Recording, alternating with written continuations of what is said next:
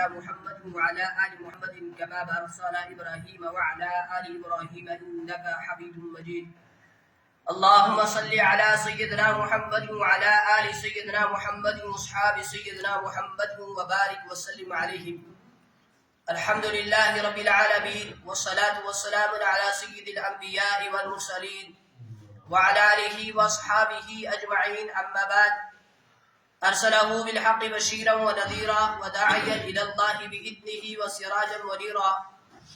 فقد قال الله تبارك وتعالى في الكلام المجيد والفرقان الحميد: وأعوذ بالله من الشيطان الرجيم، بسم الله الرحمن الرحيم.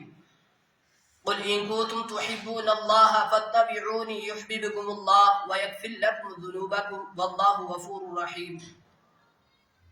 صدق الله العظيم وصدق رسوله النبي الكريم، ونحن على ذلك لمن الشاهدين والشاكرين، والحمد لله رب العالمين.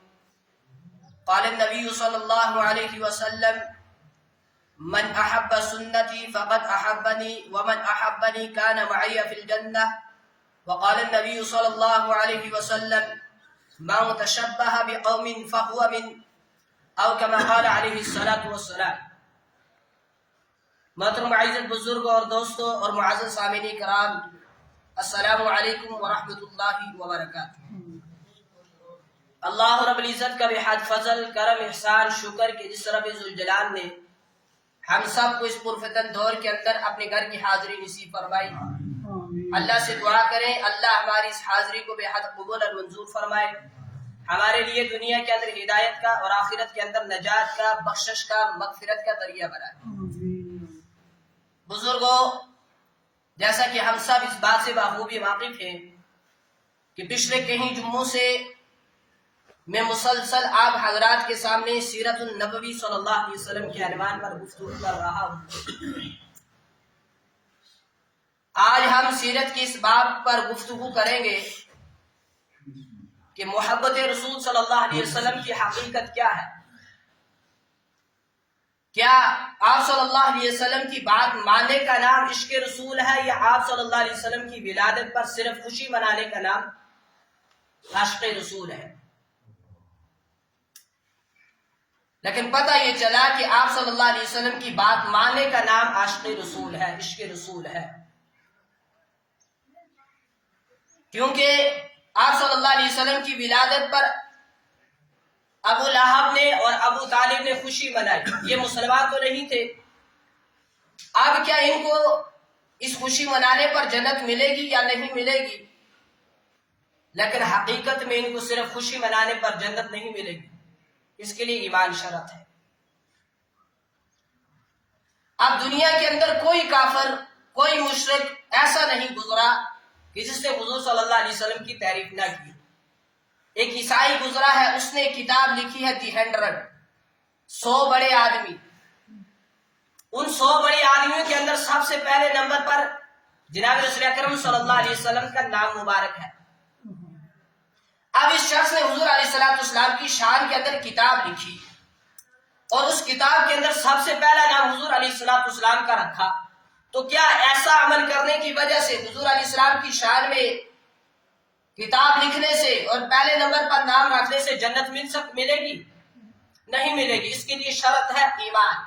ایمان والا ہو، اللہ رسول سے محبت کرنے والا ہو، اور حضور علیہ السلام کی شان میں پھر قصیدے پڑھتا ہو، پھر کتابیں لکھتا ہو، پھر سیرت لکھتا ہو، تو اس کو جنت ملے گی.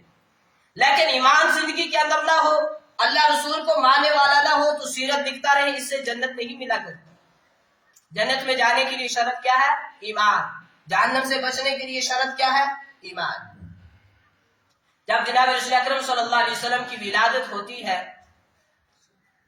تو ابو طالب اور ابو لہب نے خوشی منائی اور دینے چڑھائی اور خوشی منائی.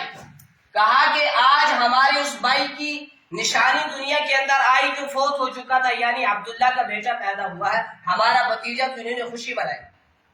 حتیٰ کہ ابو طالب نے حضور علیہ السلام کی ولادت پر کچھ شعار پڑھے، جس کو مفسرین نے نقل کیا کہ ابو طالب نے کہا تھا کہ میرے بھتیجے، تمہارا چہرہ اتنا بابرکت ہے کہ تمہارے چہرے کی بدولت آسمانوں سے زمین کے اوپر بارشیں برستی ہیں. لیکن جب حضور صلی اللہ علیہ وسلم نے اس کو اسلام پیش کیا ابو طالب کہ اسلام کے اندر داخل ہو جاؤ، اسلام قبول کر لو،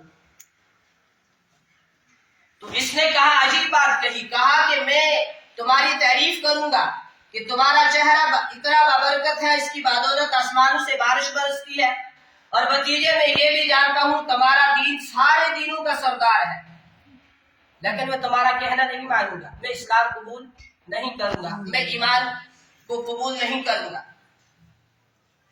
تو کیا ابو طالب نے تعریف کی نبی علیہ السلام کی تو جنت کا مستحق بن گیا؟ نہیں بنا۔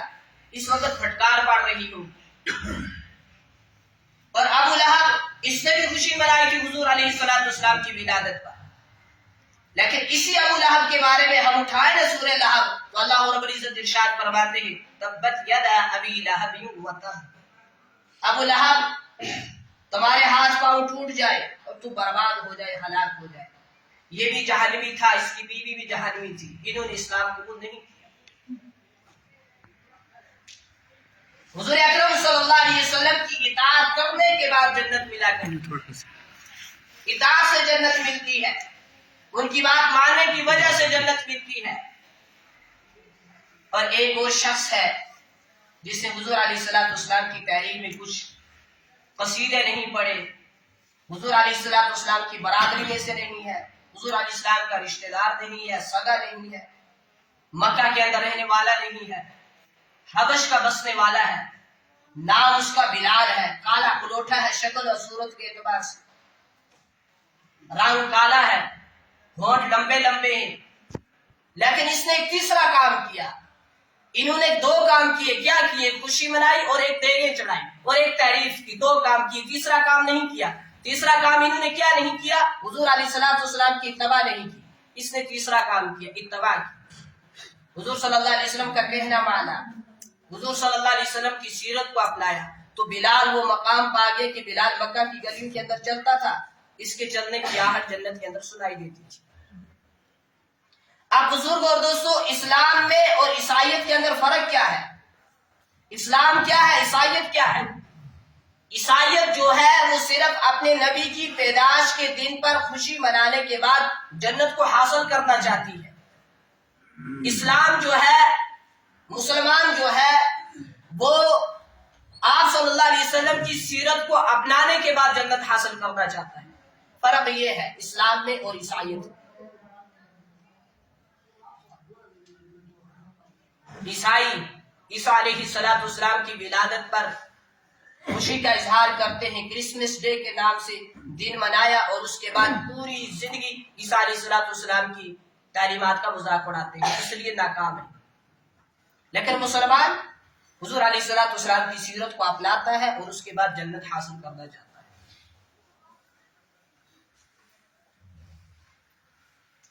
جب جناب رسول اکرم صلی اللہ علیہ وسلم کو نبوت ملی تو اب اللہ رب العزت کا پیغام ہر گھر گھر پہنچانا تھا، لوگوں تک پہنچانا تھا، ہر ایک تک پہنچانا تھا۔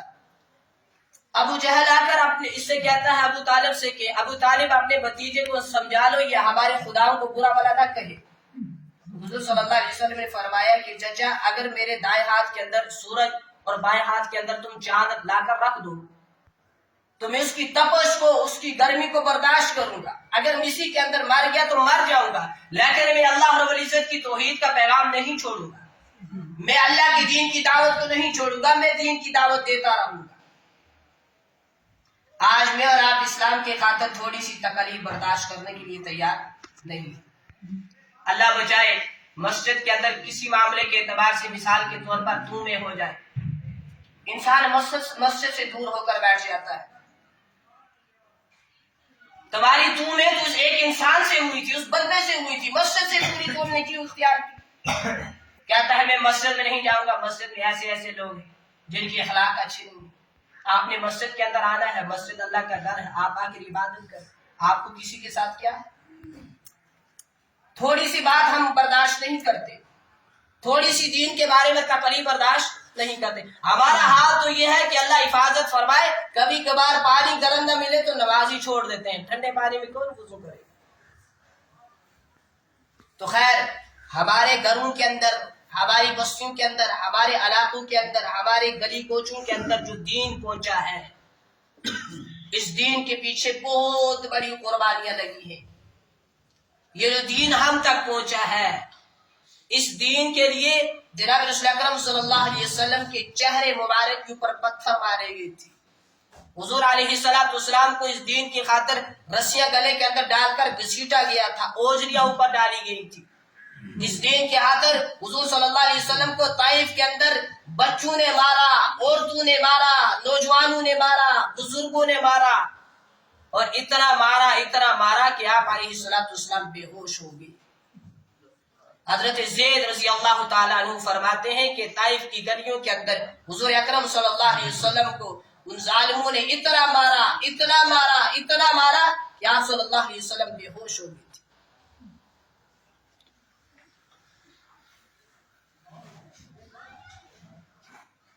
لا الہ الا اللہ کے خاطر، اور اس کے اندر اتنا وزن ہے، اتنی طاقت ہے، اتنی قوت ہے، اور یہ کلمہ ایسی عظمت والا ہے کہ جو پیغمبر پورے پیغمبروں کا نبی ہے، زمین آسمان کا نبی، چاند سورج کا نبی، ستاروں کا نبی، انسانوں کا نبی، ہر ایک چیز کا نبی جو ہے، اس کو اس دین کی خاطر، اس کلمے کی خاطر مارا گیا۔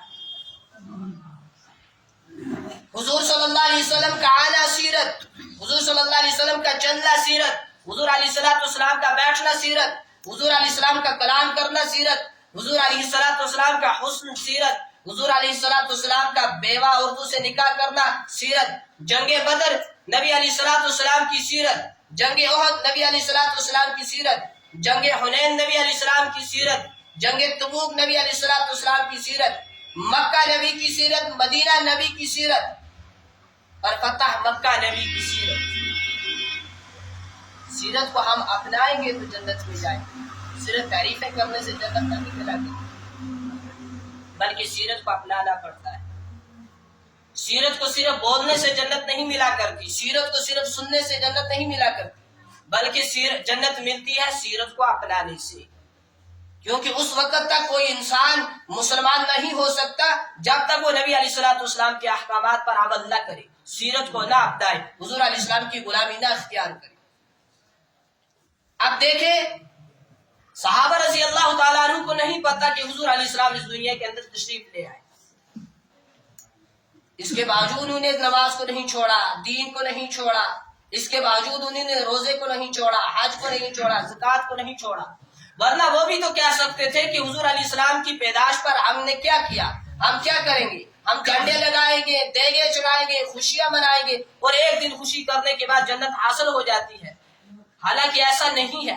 صحابہ رضی اللہ تعالیٰ عنہ نے حضور صلی اللہ علیہ وسلم کے لائے ہوئے دین کے لیے اپنی ساری زندگی کھپا دی، اور پھر بھی حضرت عمر فاروق رضی اللہ تعالیٰ عنہ اپنی وفات کے وقت فرماتے ہیں، کاش میری مثال اس چڑیا کی سی ہوتی۔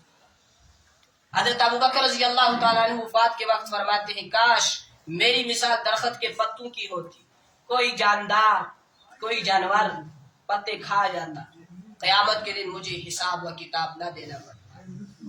یہ ان کا حال ہے جن کے لیے دنیا کے اندر ہی جنت کی خوشخبریاں آ چکی ہیں، اور ابو بکر کا وہ مقام ہے نبیوں کے بعد سب سے اونچا مقام جس ہستی کا، وہ ہستی ہے جناب حضرت ابو بکر رضی اللہ تعالی عنہ، اور فرماتے ہیں کہ کاش میری مثال درخت کے پتوں سی ہوتی، مجھے کوئی جانور کھا جاتا، مجھے قیامت کے دن حساب و کتاب نہ دینا پڑتا۔ میں اور آپ جس کے پاس کچھ اعمال ہے ہی نہیں، جس کا اتنا بڑا مقام کچھ نہیں، کچھ حیثیت ہی نہیں، ہم کہتے ہیں جو ہوگا دیکھا جائے۔ یہ مولوی ایسے ہی ڈراتے ہیں، دیکھ لیں، جا کر ان مرے ہوئے لوگوں سے پوچھ لو، جو آپ سے کہا جاتا تھا آج وہ آپ کے اوپر فٹ آیا یا نہیں آیا؟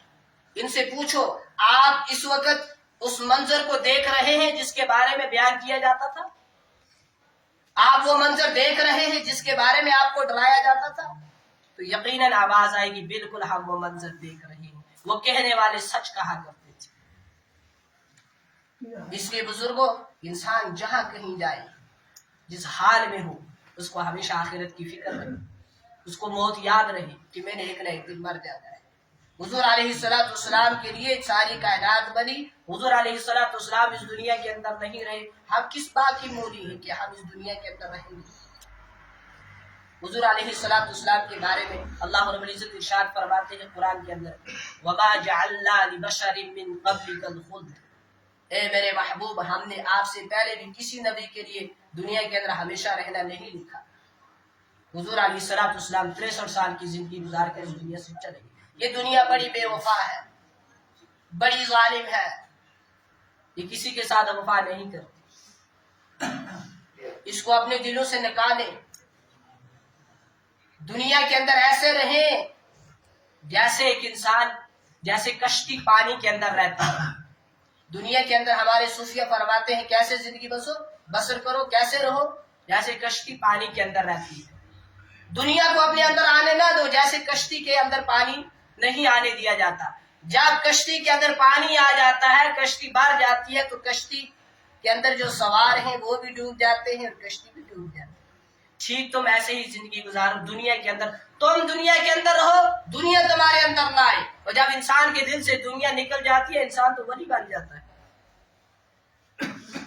اس لیے بزرگوں دنیا بڑی بے وفا ہے، اس لیے آج تک کسی سے وفا نہیں کی، ہم سے بھی یقیناً وفا نہیں کرے گی۔ ایک وقت ہوتا ہے جب باپ یہ گوارا نہیں کرتا کہ میرے بچے کے کپڑوں کے ساتھ تھوڑی سی مٹی لگ جائے، اور پھر ایسا وقت بھی آتا ہے کہ باپ اپنے ہاتھوں سے منو کے حساب سے مٹی ڈال کے قبر کے اندر چھوڑ کر آتا ہے، اور یہ منظر ہم نے آپ نے کہیں مرتبہ دیکھا، اور ہمارے ساتھ بھی ایسا ہونے والا ہے۔ مرنے والے مر جاتے ہیں، لیکن عقل مند مرنے والا، دانا شخص مرنے والا کون ہے؟ جو مرنے سے پہلے موت کی بات کی جو زندگی آنے والی ہے اس کی تیاری کر کے مر جائے۔ اور مومن جو ہے نا، مومن، اس کے لیے بارے میں فرمایا تحفۃ المؤمن الموت، موت مومن کے لیے تحفہ ہے۔ بعض لوگ سمجھتے ہیں موت سب سے بڑی سزا ہے، سزا موت اس شخص کے لیے ہے جو اللہ کو ناراض کر کے مرتا ہے، پھر اس کی رگ رگ کے اندر روح کو روک کر نکالا جاتا ہے، پھر اس کو بڑا تڑپا کر اسرائیل علیہ السلام روح قبض کرتے ہیں۔ لیکن مومن کے لیے موت تحفہ ہے، راحت ہے، آرام سے اس کی روح نکل جاتی ہے جو اللہ کو راضی کرتا ہے۔ تو انشاءاللہ آج سے اللہ کو راضی کرنے کی نیت کرتے ہیں ہم سب، بس ہمارا جینا ہو اللہ کے لیے، ہمارا مرنا ہو اللہ کے لیے، ہماری زندگی کے اندر راج ہو اللہ رب العزت کا۔ کہ حضرت علی رضی اللہ تعالیٰ عنہ کا فرمان ہے میں نے اپنے ارادوں کی شکست سے اپنے رب کو پہچانا ہے، میں نے اپنے ارادوں کی شکست سے اپنے رب کو پہچانا ہے۔ اور اللہ رب العزت ارشاد فرماتے ہیں او میرے بندے، ایک تو چاہتا ہے اور ایک تیرا رب چاہتا ہے، جو تو چاہتا ہے وہ تیرے رب کی سوا نہیں ہو سکتا، اور جو تمہارا رب چاہتا ہے وہ ساری دنیا کی سوا کر کے دکھاتا ہے۔ اگر تم یہ چاہتا ہے کہ تمہاری ہر خواہش پوری ہو تو پھر تمہیں وہ کرنا پڑے گا جو تمہارا رب چاہتا ہے۔ دنیا کے اندر ہم من مانی زندگی گزاریں گے، مرنے کے بعد رب چاہیے زندگی گزارنی پڑے گی، یہ تو طے شدہ بات ہے۔ لیکن اگر ہم دنیا کے اندر رب چاہیے زندگی گزاریں گے، رب چاہیے کا مطلب جو اللہ کہتا ہے وہ کرو، جس سے روکتا ہے رک جاؤ، جسے رب چاہیے زندگی گزار کہا گیا۔ تو اگر ہم دنیا کے اندر رب چاہیے زندگی گزاریں گے، انشاءاللہ مرنے کے بعد اللہ کی رحمت سے امید ہے رب چاہیے زندگی گزاریں گے۔ تو خیر صحابہ رضی اللہ تعالیٰ عنہ کو ایک بات، تھوڑا سا گفتگو آگے بڑھانے سے پہلے میں ایک بات پوچھ لوں کہ مجھے آپ یہ بتائیں ہم لوگوں کو نبی علیہ الصلوۃ والسلام کے زیادہ عشق ہے یا صحابہ کو زیادہ عشق ہوا کرتا تھا؟ آپ سب کہیں گے صحابہ کو زیادہ محبت تھی، زیادہ پیار تھا حضور علیہ الصلوۃ والسلام کے ساتھ۔ تو اب ہم نے ایسے ہی اللہ کے نبی صلی اللہ علیہ وسلم کے ساتھ محبت کرنی ہے جیسے صحابہ کرتے تھے، یا اسے کوئی الگ راستہ اختیار کرنا ہے؟ تو نہیں، آپ اس پر بھی کہیں گے وہی طریقہ اختیار کرنا ہے، وہی راستہ اختیار کرنا ہے، اسی طریقے سے محبت کرنی ہے جیسے صحابہ نبی علیہ الصلوۃ والسلام کے ساتھ محبت کرتے ہیں۔ ہم قرآن سے پوچھیں کہ قرآن تو بتا عشق کسے کہا جاتا ہے، تو قرآن کہتا ہے قل ان کنتم تحبون اللہ فاتبعونی یحببکم اللہ، کہ جو شخص اللہ کے ساتھ تعلق جوڑنا چاہتا ہے، اللہ کا قرب چاہتا ہے، اللہ کا پیارا بندہ بننا چاہتا ہے، فاتبعونی، اللہ کے نبی علیہ السلام سے خطاب ہے، آپ ان سے کہیں کہ میری اتباع کریں، میرے اسوہ حسنہ پر چلیں، میرے طریقے پر چلیں، میرا طریقہ اختیار کریں۔ جس طرح میں نے خوشی منائی تم بھی خوشی مناؤ، لیکن یقیناً جس طرح اللہ کے نبی علیہ السلام خوشی مناتے تھے ہم اس طرح خوشی نہیں مناتے۔ ایک شخص کہتا ہے جی میرا آخری بیٹا ہے جی، لاسٹ شادی ہے، میں بڑی دھوم دھام سے کروں، ہماری خوشی کو آگ لگ جائے جس خوشی کے اندر اللہ رسول ہم سے ناراض ہو جائے۔ ایک شخص کہتا ہے مجھے نہ بچہ ہے، مجھے بچے وغیرہ کچھ نہیں، ایک بچی ہے، ایک ہی ہے، میں بڑی دھوم دھام سے شادی کروں۔ اس سے کہا جائے کہ جتنے پیسے تو خرافات کے اوپر، رسم و رواجات کے اوپر خرچ کرے گا مسجد کو دے دے، کہتا ہے میرے پاس نہیں، مدرسے کو دے دے، میرے پاس نہیں ہے، کسی اچھے کام کے اندر خرچ کر دے، میرے پاس نہیں، شادی ہو تو پتہ نہیں کہاں سے نکال کے لے آتا ہے، پتہ نہیں یہ نچیے کہاں سنبھال کے رکھتا ہے اس کے لیے۔ تو بزرگوں یقیناً ہماری خوشی ویسی نہیں ہے، تو ہم سے کہا گیا کہ جیسے میری خوشی تھی ویسے تم خوشی کرو، جیسے میں غمی کرتا تھا ویسے تم کرو، تو یقیناً ہماری غمی بھی ویسی نہیں ہے۔ بسا اوقات ہمارے گھروں کے اندر فوتگی ہو جاتی ہے تو ہمارے گھر والے زیادہ تر عورتیں، مردوں کو تو پھر تھوڑی سمجھ ہے، زیادہ تر عورتیں بسا اوقات کہتی ہیں اللہ تجھے رحم نہ آیا، اس کے چھوٹے چھوٹے بچے تھے، تو اللہ تجھے رحم نہ آیا، اس کی تو ابھی نئی نئی انگیجمنٹ ہوئی تھی، تو نے اسے اپنے پاس بلا لیا، اللہ تجھے رحم نہ آیا، اس کی تو ابھی نئی نئی شادی ہوئی تھی، تو نعوذ باللہ اللہ کیا بے رحم ہے؟ تو ایسے کلمات ان کی زبان سے کیوں نکلے؟ ہماری کمی کوتاہی کی وجہ سے، ہم نے ان کو دین نہیں سمجھایا۔ اگر ہم نے ان کو شریعت سمجھائی ہوتی، دین سمجھایا ہوتا تو یقیناً وہ اللہ کی تقدیر کے اوپر راضی رہتی۔ یہ تو ہماری کمی کوتاہی کی وجہ سے، ہم نے آج تک جمعہ کے خطاب کے اندر، باقی اجتماع کے خطاب کے اندر بہت کچھ سنا، یا کتابوں سے بہت کچھ پڑھا، یا موبائل کے اوپر سے بہت کچھ سنا، لیکن ہم نے ان کو نہیں بتایا۔ یہ تو ہماری کمی کوتاہی ہے، اس کے مجرم تو ہم لوگ ہیں، اس کے ذمہ دار تو ہم لوگ ہیں۔ تو بسا اوقات عورتیں کیا تھی اللہ تجھے رحم نہ آیا، ابھی تو اس کی شادی ہوئی تھی، نعوذ باللہ اللہ کیا بے رحم ہے؟ تو یقیناً ہماری غمی بھی ویسی نہیں۔ تو فرمایا گیا جیسے میں کام کرتا تھا، جیسے میں کرتا تھا، جیسا میرا طریقہ ہے اسی کے اوپر تم بھی زندگی گزارو۔ صحابہ رضی اللہ تعالیٰ عنہ کو جناب رسول اکرم صلی اللہ علیہ وسلم کے ساتھ کیسا عشق تھا کہ اللہ کے نبی علیہ السلام مسجد نبوی کے اندر تشریف فرمائے، آپ نے فرمایا بیٹھ جاؤ۔ آپ ایک کام کی گاہ سے باہر نکلے تو ایک کو دیکھا، صحابی کو دیکھا کہ وہ دہلیز کے اوپر بیٹھا ہوا ہے، ایک قدم نیچے ہے ایک اوپر ہے۔ اس سے فرمایا تم سیدھے ہو کر کیوں نہیں بیٹھتے؟ تو اس نے کہا کہ جب آپ کی آواز میرے کانوں کے اندر پڑی بیٹھ جاؤ تو میں نے یہیں پر بیٹھنا مناسب سمجھا، میں نے سوچا کہ اگر میں ٹھیک ہو کر بیٹھوں گا تو آپ کی حکم کی نافرمانی ہو جائے۔ حضور علیہ السلام آگے بڑھے، سامنے بکریوں کا ایک باڑا تھا جس کے اندر بکریاں بندھا ہوا کرتی تھی، وہاں دیکھا تو ایک صحابی وہاں بیٹھا ہے، اس کا نام حضرت ابو درداء ہے رضی اللہ تعالیٰ۔ اسے پوچھا آپ یہاں کیوں بیٹھے ہو؟ تو انہوں نے زبان حال سے جو کہا کسی شاعر نے یوں نقل کیا، درد مندو سے نہ پوچھو کہاں بیٹھ گیا، درد مندو سے نہ پوچھو کہاں بیٹھ گیا، تیری محفل میں غنیمت ہے جہاں بیٹھ گیا۔ تو یہ تھا صحابہ کو جناب رسول اکرم صلی اللہ علیہ وسلم کے ساتھ عشق،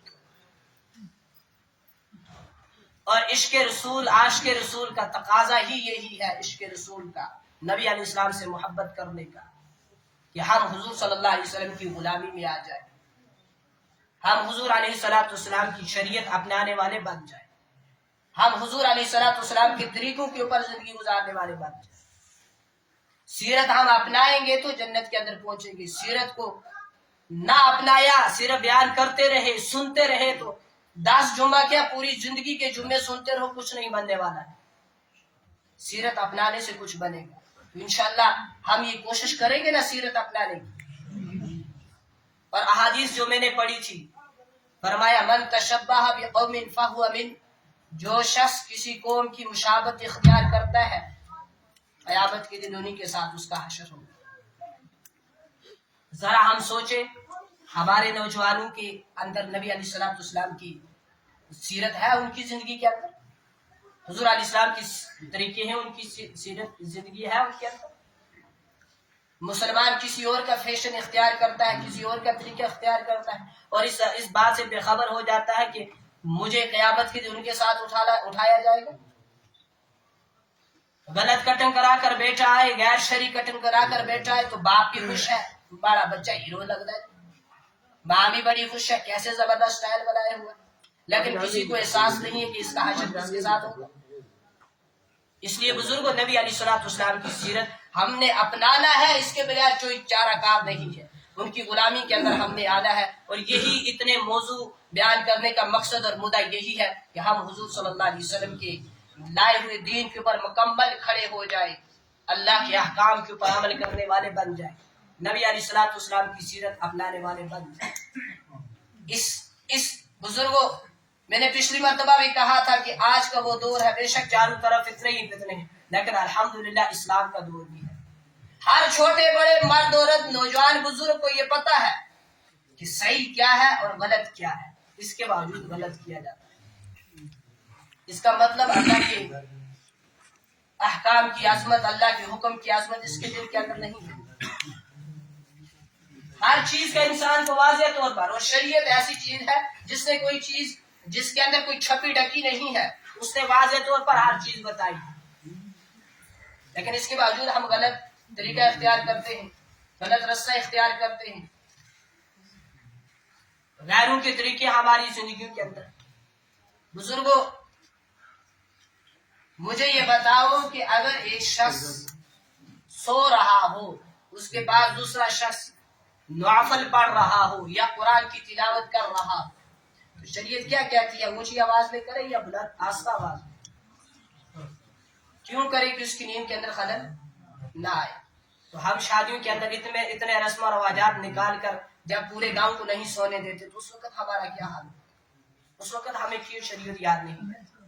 شریعت کو ہم نے مسجد کے دروازے ہی تک رکھا, اس سے آگے نہیں لینا. کیا ہمارا پڑھنا, ہمارا مرنا, اٹھنا بیٹھنا نبی علیہ السلام کی سنتوں کے خلاف نہیں ہے؟ دل سے آواز آئے گی بالکل ہے. تو اپنانا ہے نا, اپنائیں گے کب؟ مرنے کے بعد. ابھی تو ہمارے پاس وقت ہے, توبہ کا دروازہ کھلا ہے, ابھی تو ہمارے پاس بہت وقت ہے. اب ابھی سے پچھلی زندگی پر توبہ کریں, استغفار کریں, ندامت کے آنسو بہائیں, اس زندگی کو چھوڑ دیں جو اپنی من مانی زندگی گزاری تھی, بلکہ وہ زندگی اپنائیں جیسی زندگی رب چاہتا ہے, جیسی زندگی کا مطالبہ حضور علیہ السلام کرتے ہیں. اللہ اپنی زندگی کو اللہ کے احکام کے مطابق, جناب رسول اکرم صلی اللہ علیہ وسلم کی سنتوں کے مطابق گزارنے والے ہیں. پھر دیکھیں دل کے اندر سکون. مثال کے طور پر بعض حضرات کی مثال یہ ہے اس دور کے اندر کہ ان کو چوٹ ماتھے کے اندر لگی ہے اور مرہم پٹی لگا رہے ہیں انگلی کے اوپر. مجھے بولو چوٹ فرق ہوگا زخم کو؟ مثال یہ ہے. مثال کے طور پر کل ہی کسی نے مجھے کہا کہ حضرت دل کے اندر سکون نہیں ہے, دل کے اندر سکون نہیں ہے, زندگی کے اندر کچھ آرام نہیں ہے, ٹینشن جیسی ہے, دماغ بور ہے, سکون نہیں ہے. ہم نے کہا نماز کی پابندی ہے؟ کہا نہیں. قرآن پڑھتے ہیں؟ کہا نہیں. ذکر کرتے ہیں؟ کہا نہیں. پھر ہم نے کہا پھر سکون کہاں سے آئے؟ الا بذکر اللہ تطمئن القلوب. اللہ پاک ارشاد فرماتے ہیں اپنے قلوبوں کا سکون چاہتے ہو, دلوں کا اطمینان چاہتے ہو, تو تم نے میرا ذکر کرنا پڑے گا. اس لیے بزرگوں, ہم جتنی توفیق ہو سکے ذکر بھی کریں, اور جتنی توفیق ہو سکے بزرگوں نبی علیہ الصلوۃ والسلام کی سیرت کو اپنائیں. بس اتنے جمعوں سے سیرت النبی صلی اللہ علیہ وسلم کا عنوان شروع ہے. اس کا مقصد, اس کا مدعا یہی ہے کہ ہم جناب رسول اکرم صلی اللہ علیہ وسلم کی غلامی اختیار کریں, حضور علیہ الصلوۃ والسلام کی سیرت اپنانے والے بن جائیں. اللہ رب العزت سے دعا ہے, اللہ رب العزت امت مسلمہ کے ہر فرد کو, چاہے وہ مرد ہو, عورت ہو, چھوٹا ہو, بڑا ہو, نوجوان ہو, بزرگ ہو, کمزور ہو, ضعیف ہو, اس کو نبی علیہ الصلوۃ والسلام کی غلامی نصیب فرمائے. جو کہا گیا, جو سنا گیا, اللہ پاک اس کو قبول فرمائے. ہم سب ان باتوں کے اوپر عمل کی توفیق نصیب فرمائے. وآخر دعوانا الحمدللہ.